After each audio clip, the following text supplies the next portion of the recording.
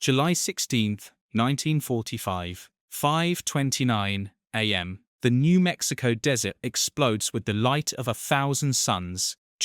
Robert Oppenheimer, the brilliant physicist who led the Manhattan Project, watches the first atomic bomb detonate and whispers words from the Bhagavad Gita, "Now I am become death, the destroyer of worlds." 3 weeks later, 2 Japanese cities cease to exist. Over 200,000 people vaporized, burned, or slowly dying from radiation. The atomic age has begun, and one man's name will forever be synonymous with humanity's power to annihilate itself. But here's what most people don't know.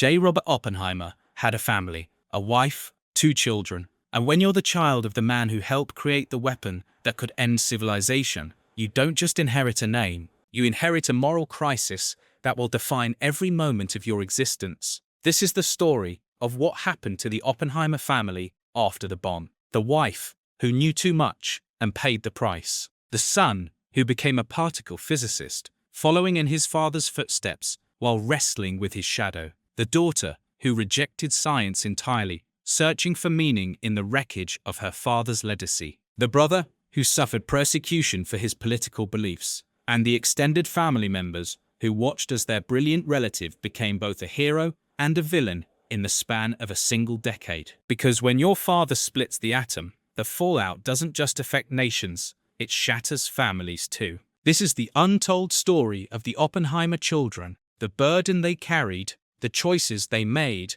and the question that haunted them until their dying days. Can you ever escape the shadow of world-changing catastrophe when it carries your name? The woman who knew. Before we understand what the Oppenheimer children became, we need to understand the woman who raised them, because Catherine Kitty Oppenheimer was no ordinary wife. Born Catherine Puning in 1910 to German immigrant parents, Kitty was brilliant, rebellious, and politically radical. She studied biology at the University of Wisconsin, joined the Communist Party in the 1930s, and married 3 times before she was 30. Her second husband, Joe Dallatt, was a committed communist who died fighting fascists in the Spanish Civil War in 1937. When she met Robert Oppenheimer in 1939, she was married to her third husband, a British doctor named Richard Harrison. She was pregnant with Harrison's child, and she fell completely, recklessly, in love with Oppenheimer anyway. They began an affair.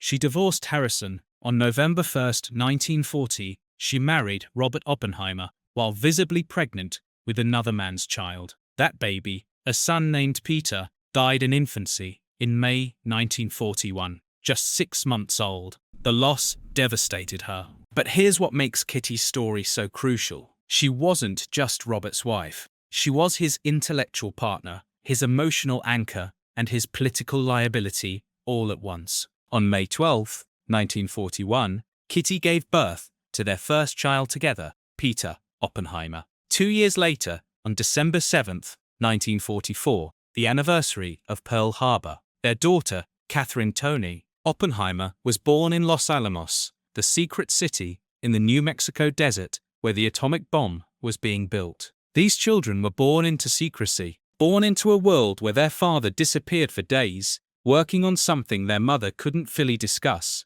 in a place that didn't officially exist. Tony was literally born in the shadow of the Manhattan Project, arriving just 7 months before the Trinity test that would change everything. Kitty herself worked as a lab technician at Los Alamos, one of the few women with security clearance high enough to understand what was happening. She knew about the bomb. She knew what it would do. And she knew that when it was used, her husband's name would be written in fire across history. But what nobody expected was how quickly the celebration would turn to persecution. The fall. After Hiroshima and Nagasaki, J.A. Robert Oppenheimer became the most famous scientist in America. Time magazine cover stories, congressional hearings. He was appointed chairman of the General Advisory Committee of the Atomic Energy Commission. He advised presidents. He was celebrated as the man who won the war, the father of the atomic bomb, the genius who gave America ultimate power. For exactly 8 years, he was untouchable. Then the Cold War paranoia set in, and Oppenheimer's past, specifically his and Kitty's communist connections, became a target. In December 1953, Oppenheimer was summoned to a meeting with the Atomic Energy Commission. He was informed that his security clearance was being revoked. The charges: his past associations with communists, his opposition to the hydrogen bomb, his questionable loyalty to the United States. What followed was one of the most infamous witch hunts in American scientific history. From April 12 to May 6, 1954, Oppenheimer faced a closed-door hearing that was effectively a show trial. His phones were tapped, his conversations recorded. Former colleagues testified against him. The government he had served, the nation whose weapon he had built, now accused him of being a security risk. Peter was 12 years old, Tony was 9, and their father was being destroyed in public, labeled a potential traitor by the very government that had begged him to build the bomb.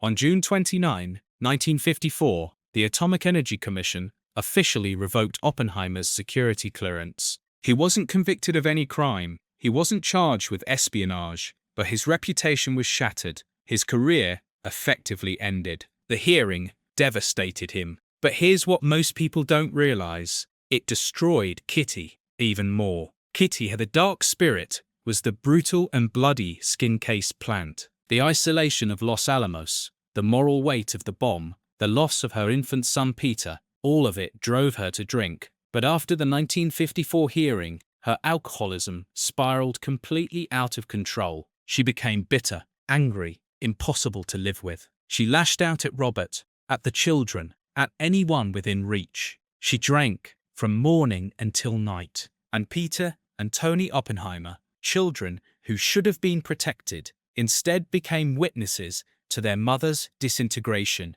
And their fop at the day after the entry was passed over. What happened next would shape both children in radical. The son who followed, Peter Oppenheimer, was the golden child. Brilliant, like his father. Reserved, like his father. Drawn to physics, like his father. And absolutely determined not to become his father. Peter attended the Ethical Culture Fieldston School in New York, one of the most progressive private schools in America. He was quiet, bookish, academically gifted, but he was also deeply aware that everywhere he went, people saw him not as Peter, but as Oppenheimer's son. In 1959, at age 18, Peter enrolled at Harvard University. Not to study physics, at least not initially. He tried to find his own path, explored different subjects, wrestled with the question of whether following his father into science was honoring him or being crushed by him. But physics was in his blood.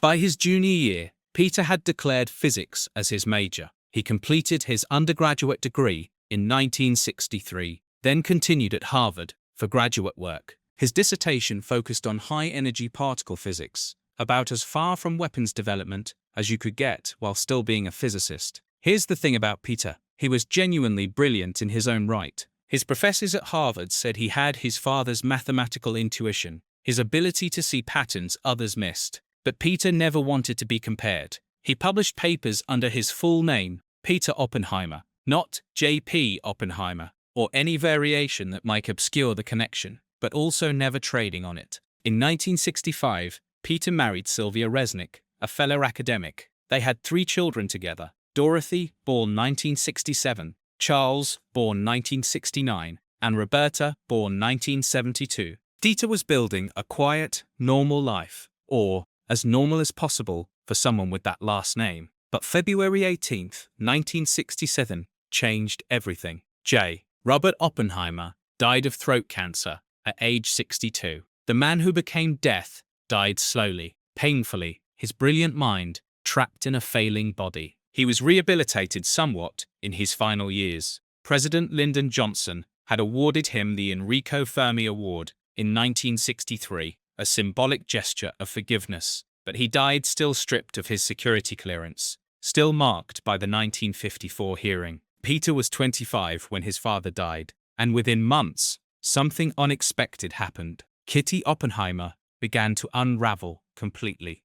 The mother's end. After Robert's death, Kitty sold their Princeton home and did something shocking. She bought a sailboat and decided to sail around the world alone. This wasn't a grief-stricken woman seeking peace. This was a 60-year-old alcoholic with no sailing experience who couldn't face life without her husband, deciding to literally sail away from reality. She made it as far as the Panama Canal before the boat ran aground. She was rescued, returned to the United States, and moved in with Peter and his family in Massachusetts. It was a disaster. Kitty's drinking was worse than ever. She was verbally abusive, emotionally volatile, impossible. Peter, trying to build his career as a physicist, raise 3 young children, and somehow care for his disintegrating mother, was drowning. Then, in 1969, Kitty decided to move to the US Virgin Islands, permanently. She bought a small house on St. John Island and essentially withdrew from the world. On October 27, 1972, Catherine Oppenheimer died alone in her home in the Virgin Islands. She was 62 years old, the same age Robert had been when he died. The official cause was pulmonary embolism, but everyone who knew her understood. She drank herself to death, unable to survive the loss of her husband and the weight of what they'd both been part of. Peter flew to St. John to settle her affairs. He found a woman who had spent her final years in isolation, anger, and alcohol. The brilliant biologist who'd married 3 times, joined the Communist Party, worked at Los Alamos, and stood by Robert through his persecution, had ended her life alone, bitter, and broken. Peter inherited his mother's ashes. And here's a detail that speaks volumes. He had them scattered in the ocean, near the Virgin Islands, the place she'd chosen to die. Not at Los Alamos, not with Robert. She'd made it clear she wanted to be anywhere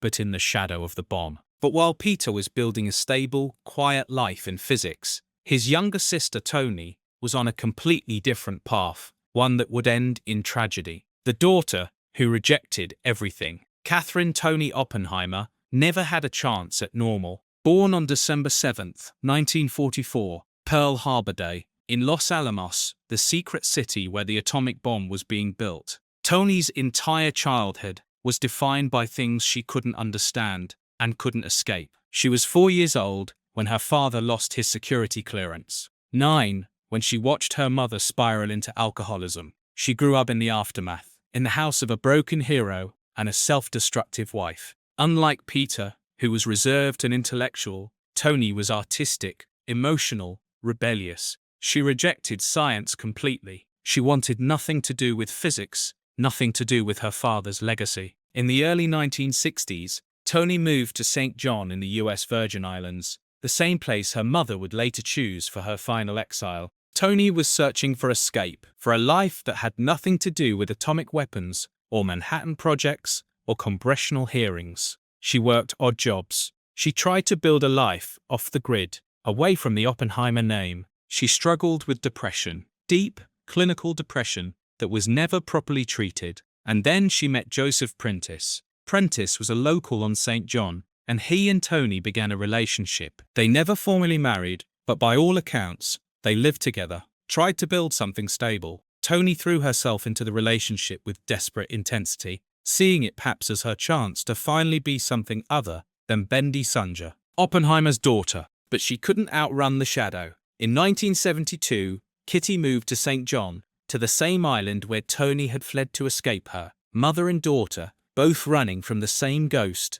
ended up in the same remote Caribbean location. Kitty died in October 1972. Toni helped handle the arrangements, and 6 months later, in January 1973, Toni's relationship with Joseph Prentice fell apart. The details are scarce, but all accounts suggest it was devastating. Prentice left her. On January 17, 1973, Catherine Toni Oppenheimer hanged herself in her beach cottage on St. John. She was 28 years old. She left no note, no explanation. Just a young woman who'd spent her entire life trying to escape a legacy she never asked for, finally deciding the only way out was death. Peter flew to St. John for the second time in 4 months, first for his mother's death, now for his sister. He was 31 years old and had just lost the last 2 women in his immediate family within months of each other. The official cause was listed as suicide, but anyone who knew the Oppenheimer family understood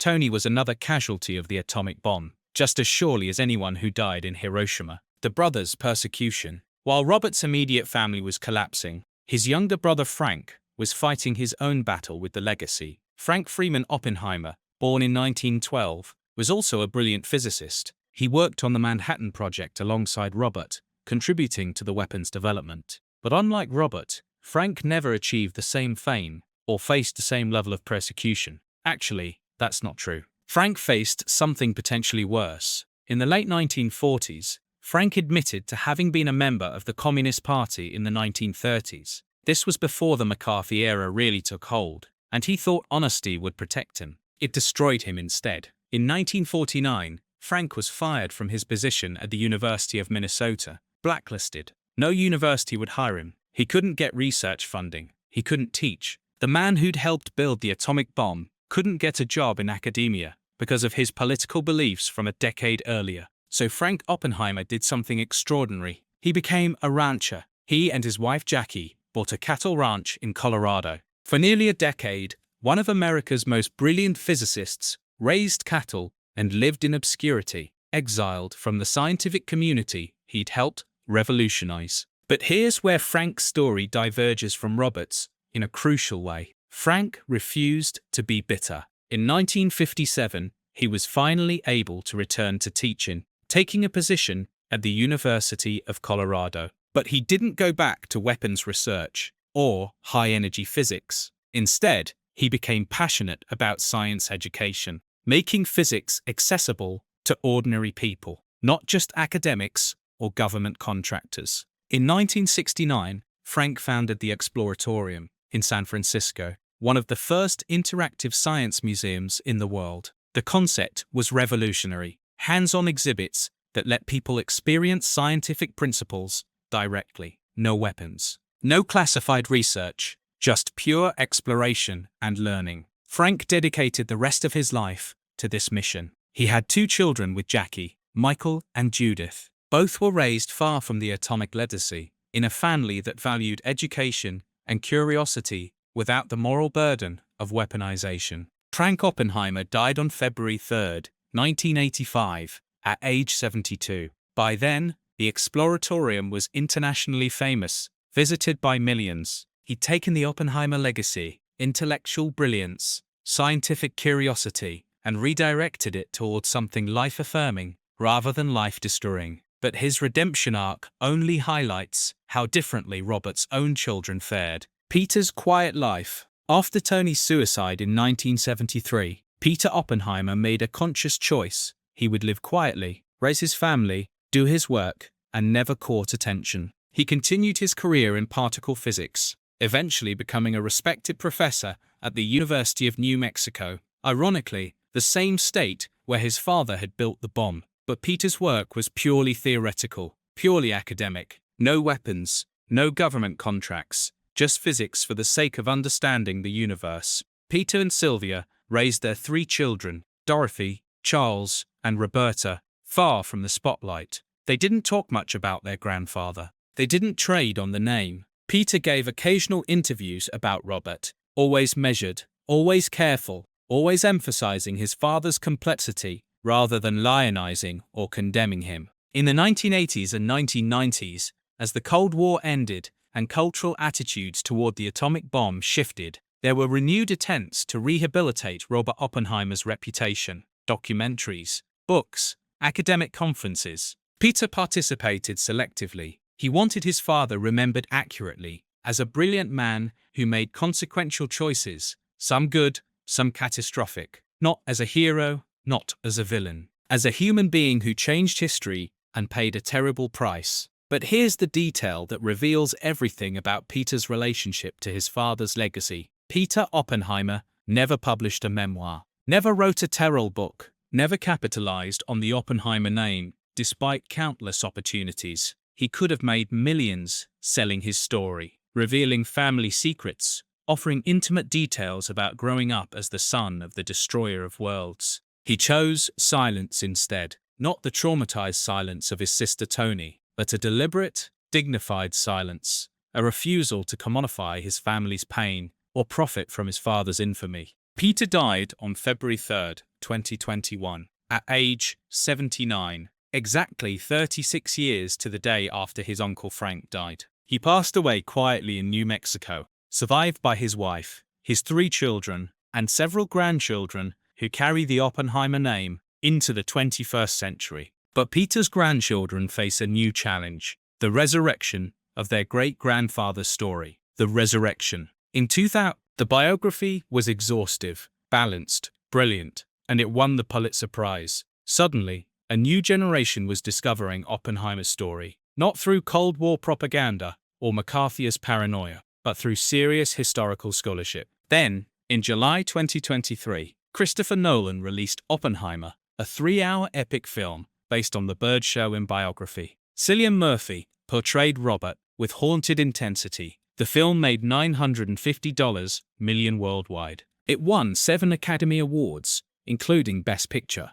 Robert Oppenheimer was suddenly everywhere again. T-shirts, memes, TikTok videos. A man who died in 1967 became a cultural icon in 2023, 56 years after his death. For Peter's children and grandchildren, the Oppenheimer descendants still living, this created a surreal situation. Their great-grandfather, grandfather, was suddenly cool. Young people were quoting his lines, debating his legacy, wearing his face on merchandise. But here's the uncomfortable truth: the film couldn't fully capture. The real descendants were still living with the consequences. Dorothy Oppenheimer, Peter's daughter, has lived her entire adult life as a private citizen. She's an academic, like her father and grandfather before her. She rarely gives interviews. When she does, she emphasizes the same thing Peter did. Her grandfather was complicated. The bomb was terrible. The legacy is burden, not glory. Charles and Roberta Oppenheimer